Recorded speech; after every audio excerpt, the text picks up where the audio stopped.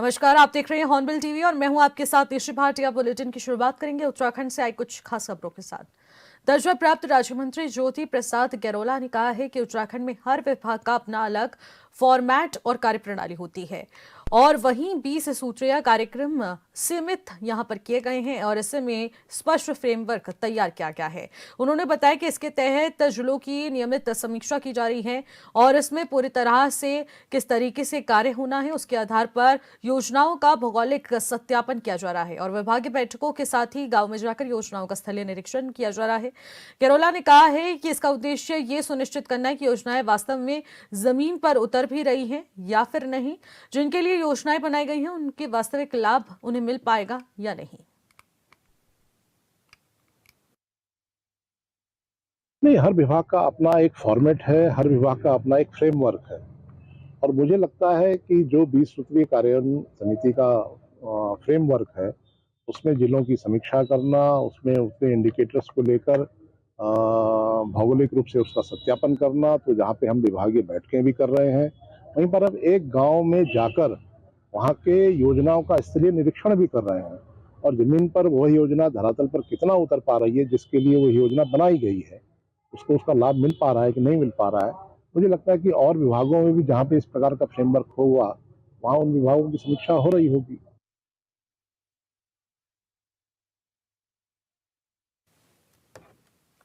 कांग्रेस की तुष्टीकरण की राजनीति पर हमला बोलते हुए बीजेपी के प्रवक्ता कुंवर जपेंद्र सिंह ने कहा है कि इसी मानसिकता का अंत करने के उद्देश्य से समान नागरिक संहिता लागू की गई है, जो कि तेजी से जनता के बीच लोकप्रिय हो रही है। उन्होंने कहा कि कांग्रेस हमेशा जनता को भ्रमित कर विरोध की राजनीति करती है, लेकिन जनता ने ऐसे प्रयासों को बार बार खारिज किया है। कुंवर जपेंद्र सिंह ने दावा किया है कि यूसीसी के तहत विवाह पंजीकरण में करीब 24% की वृद्धि इस बात का प्रमाण है कि व्यवस्था में पारदर्शिता बढ़ी है और इनकी नियमित मॉनिटरिंग भी की जा रही है।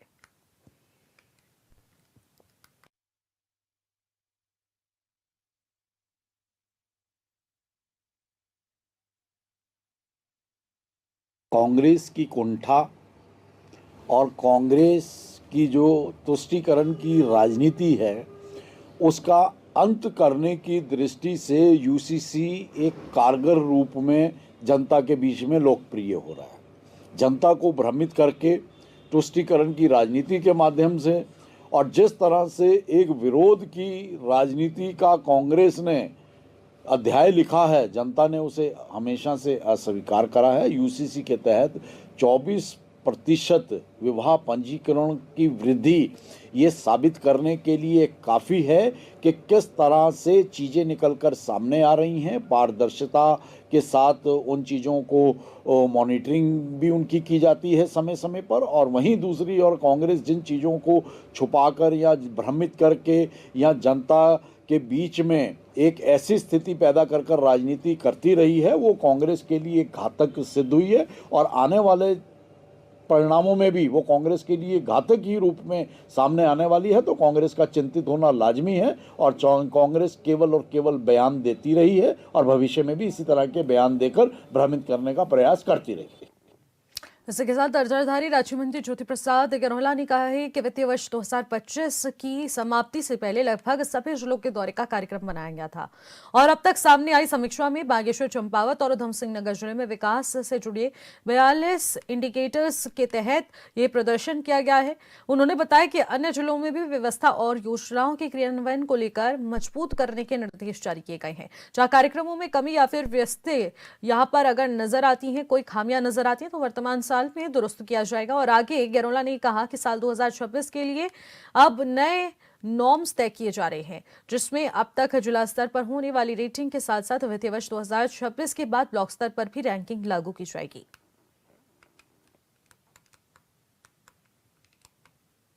2025 वित्तीय वर्ष की समाप्ति से पहले लगभग सभी जनपदों के दौरे का कार्यक्रम बनाया था। अभी तक की जो रिपोर्टें देखने में आ रही हैं उसमें बागेश्वर, चंपावत और उधम सिंह नगर जिला, इन सभी 40 से 42 इंडिकेटर्स जो विकास के इंडिकेटर्स हैं उनमें बेहतर स्थान बनाए हुए हैं, बेहतर कर रहे हैं।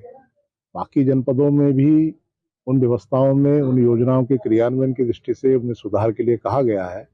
मुझे पूरी आशा है कि वर्तमान वर्ष में जो जनपद थोड़ा पिछड़ रहे हैं जहाँ कार्यान्वयन में थोड़ी बहुत कमी है, जहाँ पर व्यवस्थागत कुछ खामियां हैं, उन सब बातों को हम दुरुस्त करेंगे और आने वाले समय में 2026 के लिए जो हम अपने लिए नॉर्म्स तय कर रहे हैं कि अभी तक हम जिला स्तरीय कार्यक्रमों की ही रेटिंग किया करते थे, रैंकिंग दिया करते थे, लेकिन 2026 में वित्तीय वर्ष के बाद हम ब्लॉक स्तर पर जाने वाले हैं।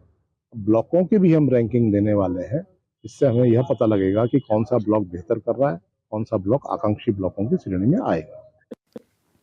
उत्तराखंड क्रांति दल के केंद्रीय अध्यक्ष सुरेंद्र कुकरेती ने गुरुवार को प्रेस वार्ता की है। इस दौरान उन्होंने कहा कि अंकिता भंडारी के मामले में हम लोग पीछे नहीं हटेंगे।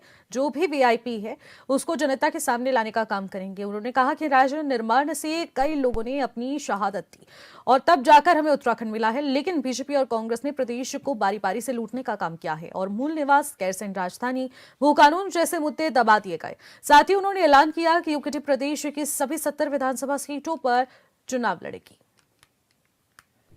आपके उस विश्वास में खरा उतरेंगे और तमाम जो यहाँ की समस्याएं हैं जिसके निराकरण भंडारी कांड हुआ है आपके सामने है। उत्तराखंड क्रांति दल ने लगातार 3 साल 3 महीने तक जो है इस लड़ाई को लड़ा। अंततः जो है सीबीआई जांच हुई और सीबीआई जांच के अनुरूप जो हुआ है उसमें हमने कहा था कि सिटिंग जज के उसमें मध्यस्थता से ही इसकी जांच करें, लेकिन सरकार ने इसको नहीं माना। तो कहीं ना कहीं सरकार बैकफुट पे है इस चीज़ को लेके भी। और जो वीआईपी, हमने कभी वीआईपी का नाम नहीं लिया कि वो वीआईपी कौन है, बिल्कुल नहीं लिया। हमने कहा कि जब एक बात उठी है तो उसकी जांच हो जानी चाहिए। दूसरा जो है भारतीय जनता पार्टी के ही एक विधायक एमकेश्वर की जो रही है, उन्होंने 2:30 बजे रात को जो है एक कमरा तोड़ा है। तो हमें पूछना चाहते हैं सरकार से कि आखिर वो कमरा क्यों तोड़ा गया। हमारे अंदर जो आम जनमानस है उत्तराखंड का वो भयभीत है।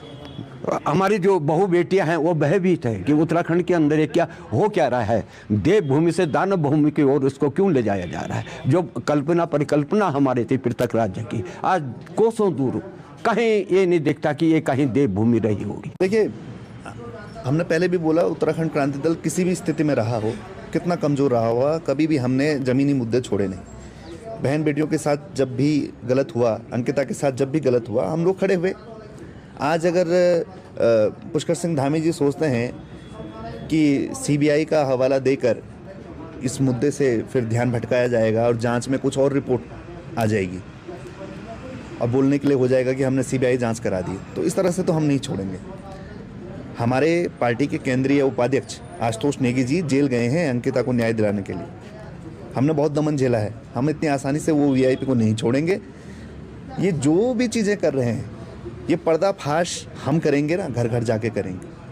अंकिता को न्याय मिलके रहेगा, वीआईपी जेल में होगा ही होगा।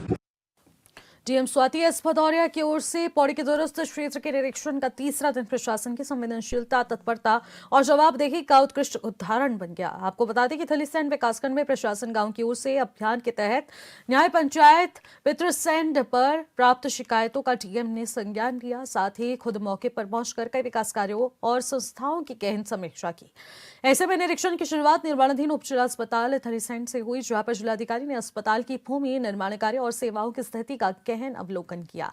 इसके बाद उन्होंने सामुदायिक स्वास्थ्य केंद्र में अवकाश पंजिका, प्रयोगशाला कक्ष, एक्सरे यूनिट, टीबी क्लिनिक और औषधि भंडार का निरीक्षण कर व्यवस्थाओं की जानकारी ली।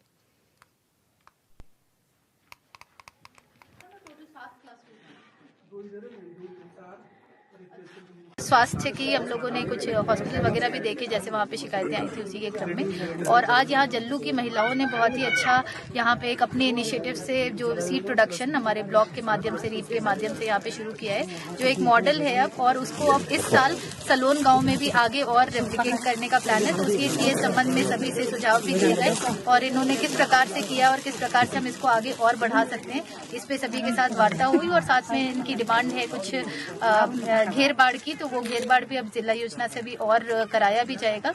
और साथ में कुछ रोड जिसपे हम आए थे उसके सुधारीकरण को भी अब हम लोग स्वीकृति देंगे। देवप्रयाग में मकर संक्रांति पर संगम तट अलौकिक आध्यात्मिक ऊर्जा से सराबोर हो उठा। हिमालय की तमाम घाटियों से पहुंची देवी देवताओं की टोलियों ने एक साथ गंगा के पवित्र जल में स्नान किया। केदारनाथ धाम से पहुंची मां चामुंडा देवी, कालीमठ से आई मां काली माई और साथ ही साथ सेम मुखेम से भगवान नागराज की टोली का संगम हुआ।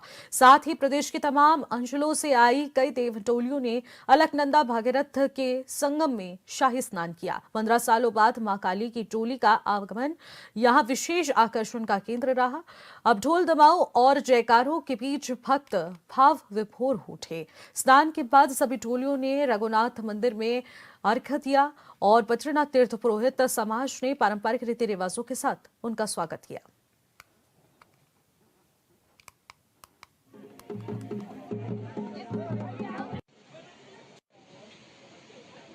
मरावत नई टिहरी अवसर पे हम देव प्रयाग भूमि में आए हैं और जिसमें देखने को मिल रहा है बहुत भीड़ भाड़ है और हम मकर संक्रांति के अवसर पे यहाँ पर आए हैं जिसमें हमारे सभी पर्व हमारे त्योहार आज के दिन के पश्चात प्रारंभ हो जाएंगे और आज सूर्यदेव उत्तरायण हो रहे हैं और जो कि हम सबके लिए एक हर्ष और उल्लास का दिन है और यहाँ पे बहुत ज्यादा भीड़ दिखाई दे रही है। सब लोग बड़े हर्ष उल्लास से इस पर्व को मनाने आए हुए हैं। यहाँ पे समस्त देवी देवताओं की टोली भी आई है और उन्होंने स्नान भी किया है और बहुत ही सुंदर वातावरण दिखाई दे रहा है। पूजा और त्योहार उत्सव सब जगह मनाया जा रहा है। बहुत सुंदर वातावरण दिखाई दे रहा है। नाम विक्रम सिंह है, मैं हिमाचल प्रदेश से आया हूँ। विक्रम सिंह है, मैं हिमाचल प्रदेश कांगड़ा डिस्ट्रिक्ट का रहने वाला हूँ। तो अभी प्रेजेंट में मैं टिहरी डैम में जॉब कर रहा हूँ। तो हम लोग जो आज देवप्रयाग में संगम घाट पे स्नान करने के लिए आए थे और दर्शन करने के लिए रघुनाथ राम मंदिर में। तो हमारा आके यहाँ पर आज बहुत अच्छा लगा। भूमि है, उत्तराखंड की देव भूमि है। हम लोग मतलब सेम ही जगह है, कुछ इतना ज्यादा डिफरेंट नहीं है। बहुत अच्छा लगा यहाँ पर हमें आज आके। आज का दिन में जो है सुबह में जल्दी स्नान करते हैं, फिर उसके बाद में खिचड़ी रहता है। बट इस बार जो एकादशी आज के दिन में, इसके लिए खिचड़ी वाला दिन तो नहीं है। तो लेडीज लोग जो फास्ट रखा हुआ है। तो रोड पर जो है माता की डोली आ रही थी, बहुत अच्छा लगा। माता जी के दर्शन हुए हम लोग।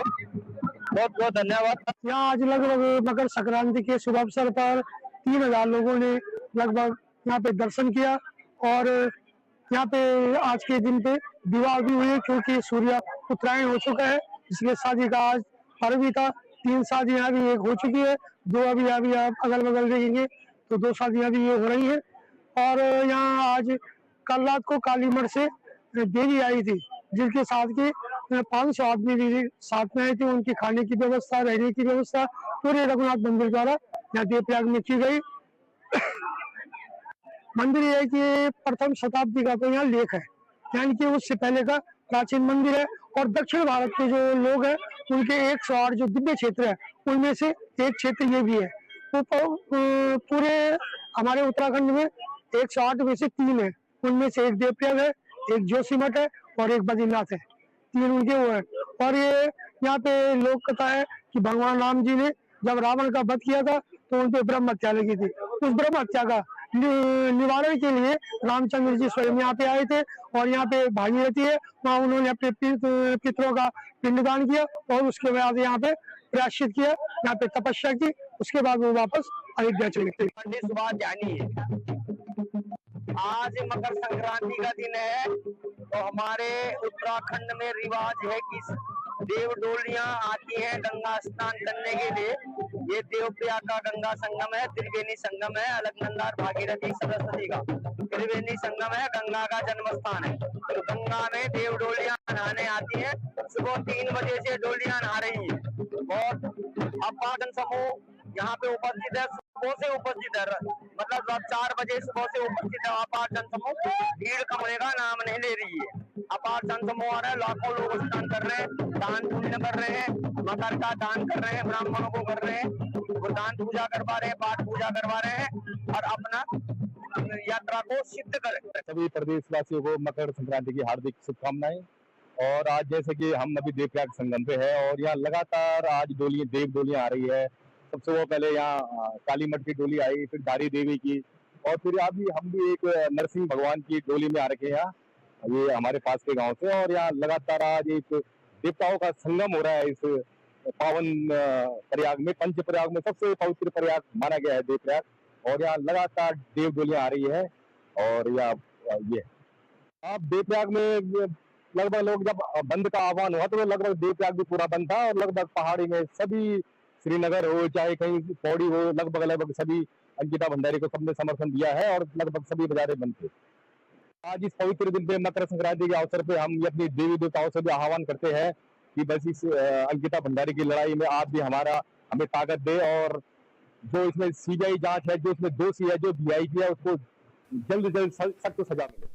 रुड़की के गांव में दिन दहाड़े एक परिवार पर जानलेवा हमला हुआ है। जानकारी के मुताबिक आधा दर्जन से ज्यादा दबंग लाठी डंडे और धारदार हथियार के साथ घर में घुसी और परिवार के सदस्यों पर ताबड़तोड़ हमला शुरू किया, जिसका वीडियो सोशल मीडिया पर वायरल हो गया है। पुलिस ने आरोपियों की पहुंच यहां पर पता लगा ली है, जल्द ही गिरफ्तारी किए आश्वासन भी दिए गए हैं। इस घटना ने इलाके में कानून व्यवस्था पर बहुत सारे सवाल खड़े कर दिए हैं।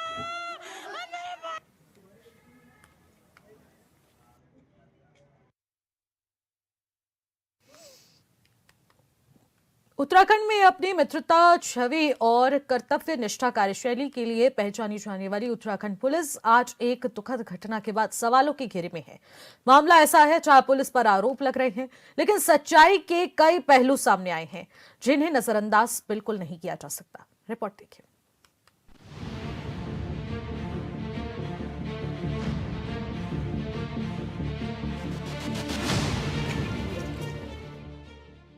उत्तराखंड में उधम सिंह नगर के काशीपुर के ग्राम पैगा निवासी 40 वर्षीय किसान सुखवंत सिंह ने 11 जनवरी 2026 को हल्द्वानी के एक होटल में खुद को गोली मारकर आत्महत्या कर ली।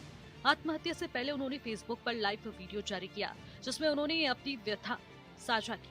किसान सुखवंत सिंह ने वीडियो में 4 करोड़ की जमीन धोखाधड़ी के आरोप लगाया कि कुछ प्रॉपर्टी डीलरों ने उनके बक्सौरा गांव में 7 एकड़ जमीन दिखाई, लेकिन रजिस्ट्री किसी दूसरे और कम मूल्य वाले प्लॉट की कर दी। इस सौदे में उन्होंने 3 करोड़ नगद और 1 करोड़ बैंक के जरिए दिए थे। आरोप है कि पुलिस से उन्हें मदद नहीं मिली। घटना के बाद दूसरे पक्ष ने भी एक वीडियो जारी किया और बताया कि वो निर्दोष है। कि हमने सुखवंत सिंह को एक जमीन की रजिस्ट्री भी करवाई और उसकी दाखिला खारिज भी हो चुकी है। और इसके एवज में सुखवंत ने हमें 25-25 लाख के 2 चेक दिए थे, जो पूर्ण रूप से कंप्लीट नहीं हो पाए और वो बाउंस हो गए थे। इसमें हमने सुखवंत से बात करी कि जिस पार्टी का हमने रजिस्ट्री करवाई है कि उसके ये चेक कैसे भुनाए जाएंगे। तो उसने पहले लारा लगाता रहा, फिर उसके बाद उसने उसकी 4 गुना रकम हम पे ही दावा ठोक दिया कि तुमने मेरे पैसे देने हैं, कि मैं तुमसे पैसे ही निकलवा के छोड़ूंगा, ये करूंगा। और पिछले 3-4 महीनों से हमें फेसबुक से, इंस्टाग्राम के माध्यम से वो कई पोस्ट डालकर बदनाम करने की कोशिश कर रहा था। हमारी फैमिली की फ़ोटो डाल रहा था, बच्चों की डाल रहा था और उस पर भद्दे कमेंट कर रहा था, गाली गलौज कर रहा था। फिर भी हमने कई थाने में जाके भी कार्रवाई करने की कोशिश की, लेकिन हमारी कहीं सुनवाई नहीं हो पाई। फिर हमने माननीय उच्च न्यायालय नैनीताल का रुख करा, वहाँ से हमें प्रोटेक्शन संरक्षण प्राप्त हुआ। मृतक ने आरोप लगाया कि वह पिछले 1 साल से न्याय के लिए पुलिस के पास भटक रहा है, लेकिन उधम सिंह नगर पुलिस ने कोई कार्रवाई नहीं की। उन्होंने वीडियो में एसएसपी मणिकांत मिश्रा सहित कई पुलिस अधिकारियों का नाम लिया और आरोप लगाया कि पुलिस ने आरोपियों से पैसे लेकर उन्हें ही मानसिक रूप से प्रताड़ित किया और उनसे ही पैसों की मांग की। घटना सामने आने के बाद सरकार ने मजिस्ट्रेट जांच आदेश दिए हैं। इधर एसएसपी मणिकांत मिश्रा ने मामले की जांच के लिए एसपी क्राइम निहारिका तोमर के नेतृत्व में एक विशेष टीम गठित की है। लापरवाही बरतने के आरोप में आईटीआई कोतवाली के एसएचओ और एक एसआई को निलंबित कर दिया गया है और पैगा चौकी में पूरी टीम को लाइन हाजिर किया गया। पुलिस ने 26 नामजद आरोपियों के खिलाफ धोखाधड़ी और आत्महत्या के लिए उकसाने का मामला दर्ज किया है। अमृतक किसान सुखवंत सिंह के भाई ने कार्रवाई के लिए पुलिस अधिकारियों की तारीफ भी की। माननीय मुख्यमंत्री जी का आभार व्यक्त करना चाहता हूं कि मेरे भाई सुखवंत सिंह ने जो सुसाइड किया था, उस सुसाइड के संबंध में मुख्यमंत्री जी ने तत्काल संज्ञान लेते हुए एसएसपी को कार्रवाई करने का आदेश दिया है। मैं उनका आभार व्यक्त करता हूं कि उन्होंने तत्काल ही कार्रवाई स्टार्ट कर दी है, जो कि मैं इस कार्रवाई से संतुष्ट हूं। पूरे प्रकरण में सबसे ज्यादा पुलिस की बदनामी हुई है, लेकिन पुलिस भी क्या करे, ये बड़ा सवाल है। उधम सिंह नगर के पुलिस का कहना है कि पुलिस अदालत के निर्देशों के अनुरूप कार्य कर रही थी। पुलिस के सामने सबसे बड़ी बाध्यता यही थी कि वह कानून और न्यायालय से आदेश से बंधी हुई थी। इस दौरान दो पक्षों के बीच लेन देन से जुड़ा विवाद इतना गंभीर हो गया कि मामला एक दुखद मौत तक पहुंच गया। दरअसल हाईकोर्ट ने रिट याचिका संख्या 1534/2025 में 25 नवंबर 2025 को एक स्पष्ट आदेश जारी किया था। इस आदेश के तहत प्रथम पक्ष अमरजीत सिंह आदि बनाम राज्य सरकार मामले में संबंधित पक्ष को सुरक्षा प्रदान करने के निर्देश दिए गए थे। साथ ही काशीपुर थाना प्रभारी को इस आदेश के अनुपालन की जिम्मेदारी सौंप दी गई थी। मैं एक किसान हूँ और मैं मर चुका हूँ। जी हाँ, मैं मर चुका हूँ। अब आप मेरी ये वीडियो मरने के बाद देख रहे हैं। मेरे साथ मेरी बीवी, मेरे बेटे ने भी हाईकोर्ट उत्तराखंड में आत्महत्या कर लिया है।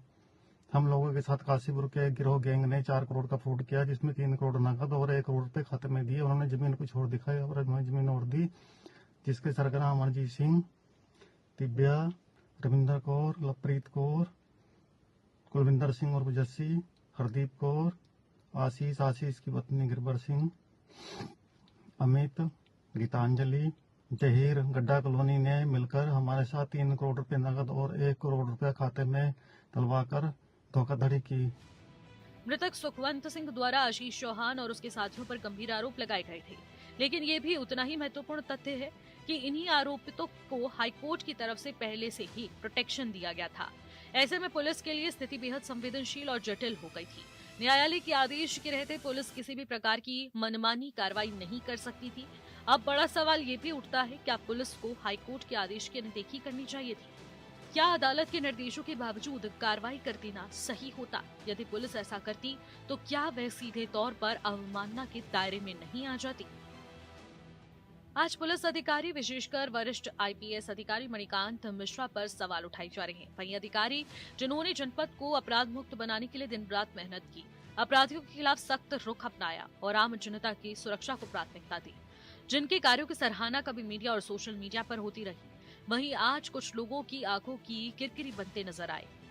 निसंदेह किसी व्यक्ति की मृत्यु बेहद दुखद और पीड़ादायक घटना है। उस परिवार के प्रति पूरी संवेदना है, लेकिन ये भी सच है कि देश संविधान और कानून से चलता है। जब मामला न्यायालय में होता है तब किसी व्यक्ति या फिर पद की नहीं, बल्कि कानून और अदालत के आदेश की सर्वोच्चता होती है। अब आवश्यकता है कि भावनाओं से ऊपर उठकर तथ्यों की निष्पक्ष जांच हो, सच्चाई सामने आए, ताकि ना तो किसी निर्दोष को दोषी ठहराया जाए और ना ही कानून के पालन को अपराध बना दिया जाए। Bureau report, hornbill TV.